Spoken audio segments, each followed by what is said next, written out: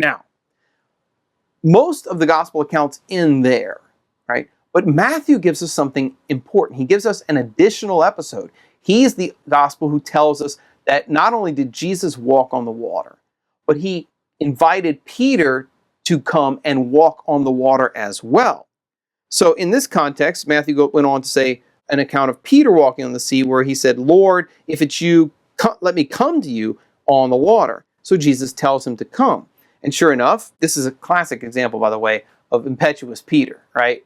I mean, Peter is always sticking his foot in his mouth, saying the wrong thing, and kind of acting before he thinks.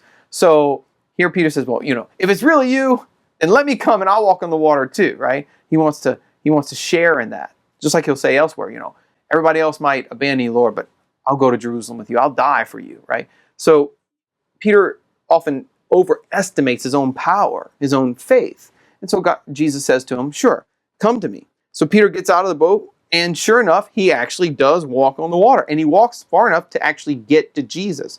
But then it says that when Peter sees the wind, he gets to be afraid. In other words, when he takes his eyes off of Jesus and begins to look at the storm and the wind that's raging around him, that's when his faith starts to shrink. That's when his faith starts to fail, and he starts to sink into the water.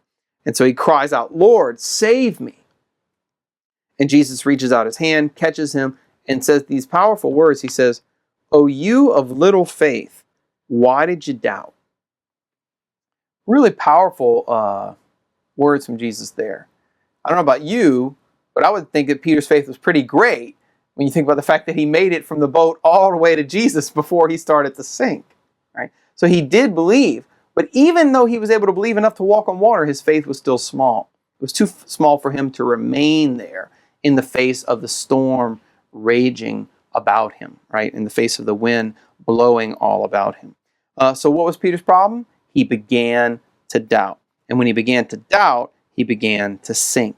And Jesus had to save him from that and take him into the boat. And when he took him into the boat, notice what happens. The wind stopped. The storm ceased. Right?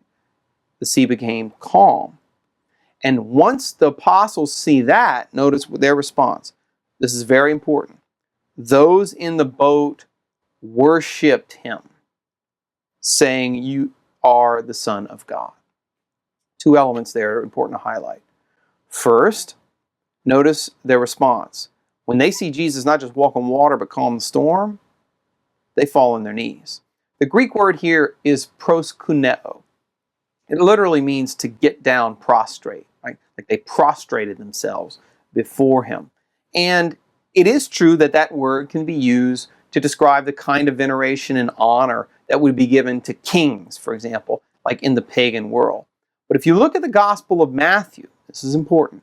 The word proskuneo, to worship or to fall prostrate, is only ever used for the kind of worship that you give to God and to God alone.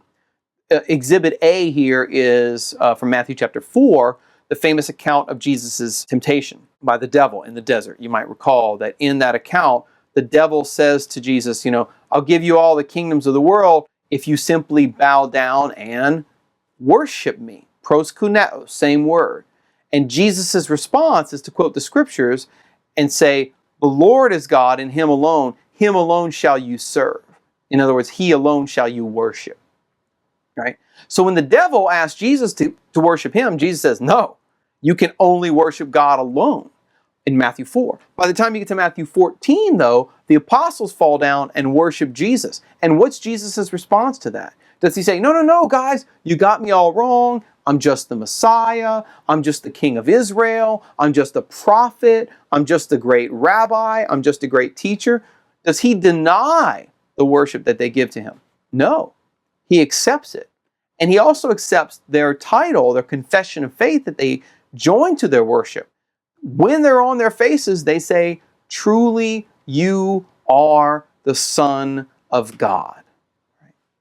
Now, in a first century Jewish context, it is true that the expression Son of God was something that could be used for the king, right? So for example, in Psalm chapter 2 or 2 Samuel chapter 7, the son of David, the king of Israel, would be also referred to as the Son of God, the adopted Son of God. By virtue of his coronation as king, the king would become the adopted Son of God and the ruler of the people. So Son of God was an expression to use for the royal Son of God, the King of Israel.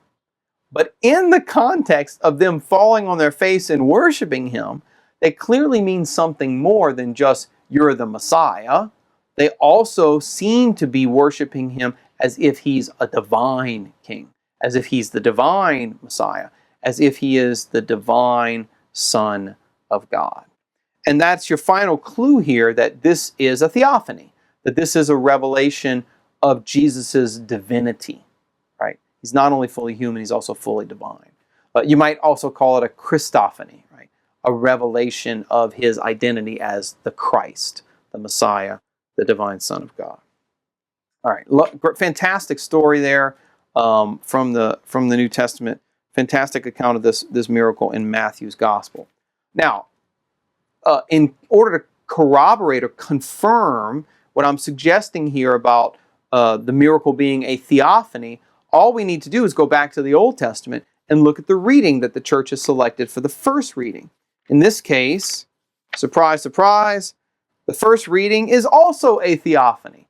It's the account of God's appearance to Elijah on Mount Sinai. This is in 1 Kings chapter 19, verses 9 and 11 through 13. And this is a pretty famous story too. The lectionary gives us this story on more than one occasion. But here it's coupling it with the account of Jesus walking on the water. So let's highlight some elements that are important for that. In 1 Kings 19, verse 9, it says, quote, Elijah came to a cave, and he lodged there. And behold, the word of the Lord came to him, and said to him, What are you doing here, Elijah? Go forth, and stand upon the mountain before the Lord. And behold, the Lord passed by, and a great and strong wind rent the mountains, and broke in pieces the rocks before the Lord. The Lord was not in the wind. And after the wind, an earthquake. But the Lord was not in the earthquake. And after the earthquake, a fire. But the Lord was not in the fire. And after the fire, a still small voice. When Elijah heard it, he wrapped his face in his mantle and went out and stood at the entrance of the cave. Okay, so what is going on in this first reading? Well, a couple of quick points about context. First and foremost, the broader context of this story is Elijah's flight from the wicked queen Jezebel. So Jezebel was an ancient queen of Israel, and she was a wicked queen. She was completely opposed, especially to Elijah and to the prophets of God. She had many of them slaughtered. And so Elijah flees from the land of Israel, and he goes down to Sinai. He goes down to Mount Sinai, the very mountain where God had appeared to Moses in the deserts of Sinai. So the second part of the context here that's important is what mountain he's in. He is in a cave on the mountain of Moses. So that already is a clue to you that when the book of Kings says the Lord passed by, it is describing a theophany. So when the book of Kings uses the expression the Lord passed by, it means that he appeared to him, that he visited Elijah, that he came down from heaven to be with Elijah. There's occasion people will say, I'll make a pass by your house. What does that mean? It means I want to come and visit you, right? It actually has the same kind of connotation in Hebrew. When the Lord passed by, he visits Elijah. He appears to him in a theophany. Now, this theophany is a little interesting, though, because God comes to visit Elijah not in the ways that you might expect, right? So there's a strong wind, but God's not in the wind. There's an earthquake.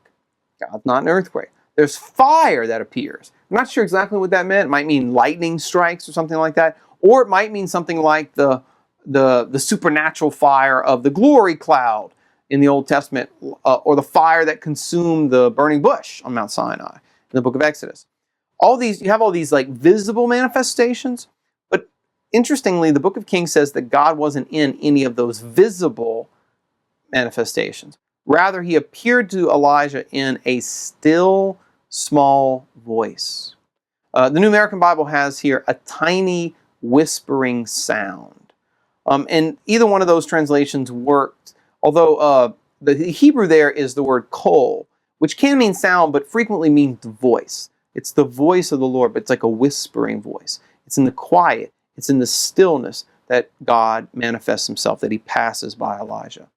Now notice this, even though God comes to him in that intimacy, Elijah knows that he cannot look upon God. Right? He can't see the face of God and live. That's a basic Old Testament teaching. So when he comes out of the cave to encounter God, he wraps his cloak, he wraps his mantle around his face, and he goes out to meet the Lord. All right. So what's going on here? Why is this passage chosen as the Old Testament reading? Well, because it's like an anticipation of what's going to happen in the New Testament. Just as God appears on occasion to his prophets and his people, his chosen people, in the Old Testament in the form of theophanies, so too Christ is now going to reveal God to his people, to the apostles, in the Christophanies in the New Testament. He's going to show his power over the wind and the waves and the sea when he walks on the water and takes the divine name as his own.